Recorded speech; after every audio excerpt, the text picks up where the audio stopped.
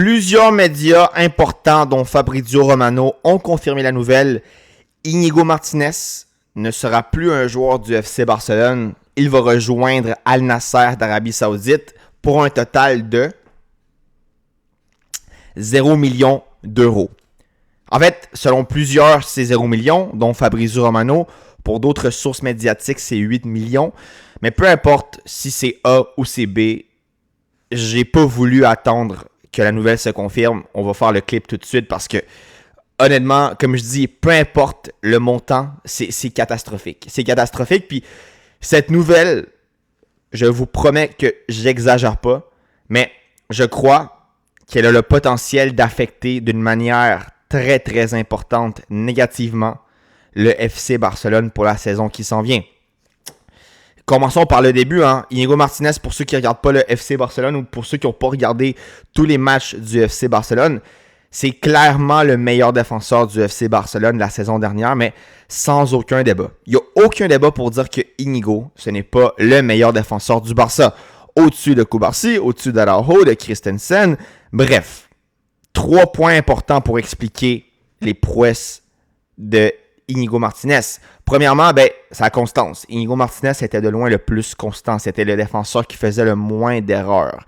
Il en a fait, comme tous les défenseurs, mais comparé à Cubarsí, comparé aux défenseurs latéraux, il en faisait quasiment pas. Point numéro 2, les matchs références. Les masterclass qu'Íñigo Martínez te sortait dans les matchs importants, honnêtement, contre le Real, contre l'Atlético Madrid, puis pas seulement défensivement, aussi en termes d'apport offensif, en termes de transition défensive de la défense à l'attaque. Rappelons-nous que Íñigo Martínez, c'est le défenseur qui va mettre le ballon à Rafinha pour le 4-0 dans le premier Classico de la saison. C'est aussi lui qui va mettre une passe super compliquée à Robert Lewandowski pour la remontada contre l'Atlético Madrid. Au Wanda quand le match termine 4-2 pour le FC Barcelone. Bref, troisième point important du côté d'Íñigo Martínez, c'était son intelligence, sa compréhension du schéma tactique de Hansi Flick. C'est de loin le joueur qui comprenait le mieux, absolument le mieux, comment s'adapter au schéma tactique de Flick. Puis c'est pour ça que moi je suis vraiment surpris que Hansi Flick ait laissé passer cette tragédie. Parce que c'est vraiment une tragédie. J'exagère pas, c'est vraiment une tragédie.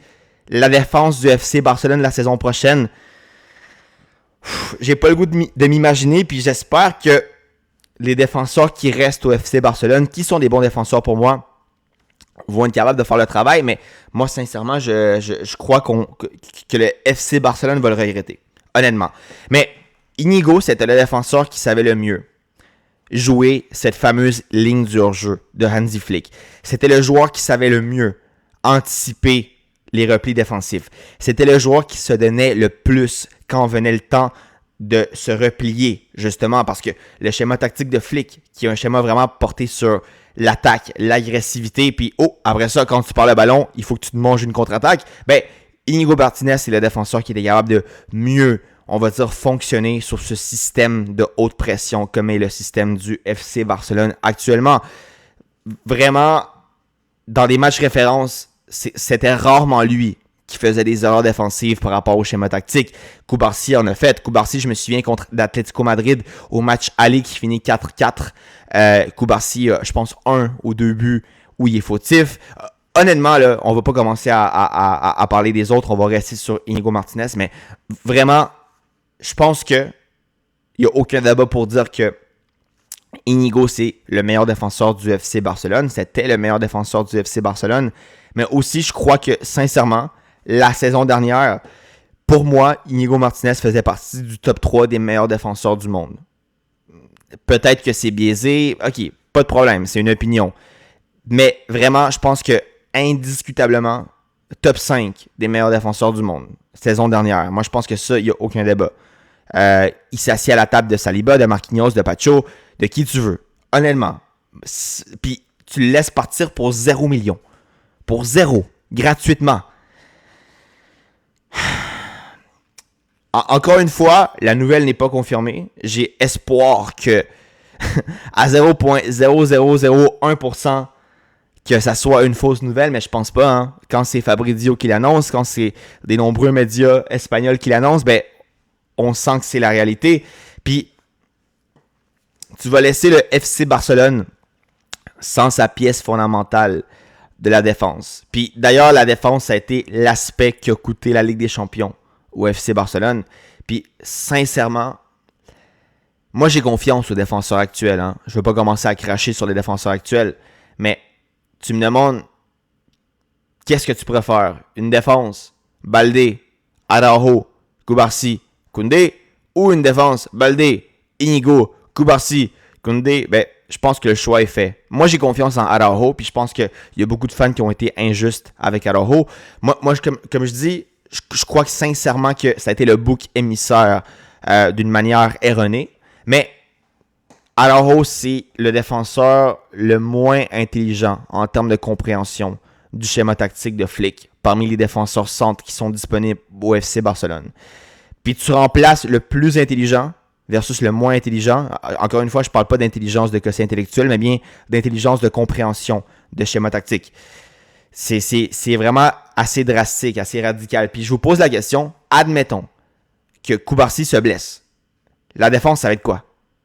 Araujo, Eric Garcia, Koundé, Baldé. Admettons que Koundé se blesse. Ok, tu mets Araujo à droite, Eric Garcia, Cubarsí en def centre.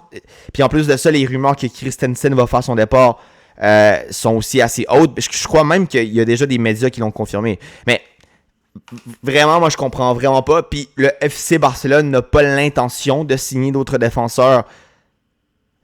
Je comprends vraiment pas. Je comprends en fait la raison fondamentale, c'est pour libérer de la masse salariale puis avoir un fair play financier, mais vraiment, tu laisses partir Íñigo, laisse partir d'autres joueurs. Aussi, quelque chose qui vient probablement calmer la nouvelle, c'est que Íñigo, il y a plus 20 ans. Là. Íñigo, dans mes souvenirs, on va regarder à l'instant, je pense qu'il y a 33.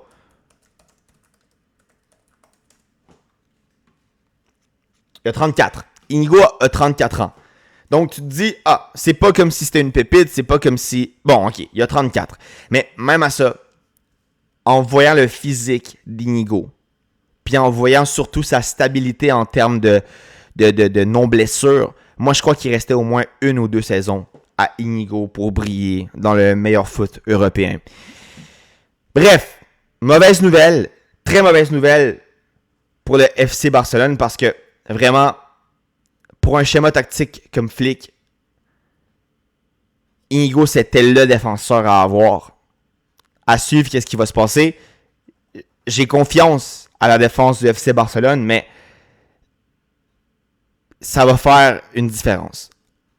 Une défense sans Íñigo, honnêtement. Puis surtout pour 0 million. Moi, je crois sincèrement que le prix minimal pour avoir laissé partir Íñigo s'est arrêté de 30, 35, 40 millions. En bas de 30 millions, je trouve que c'est une insulte. Imaginez-vous à 0 million.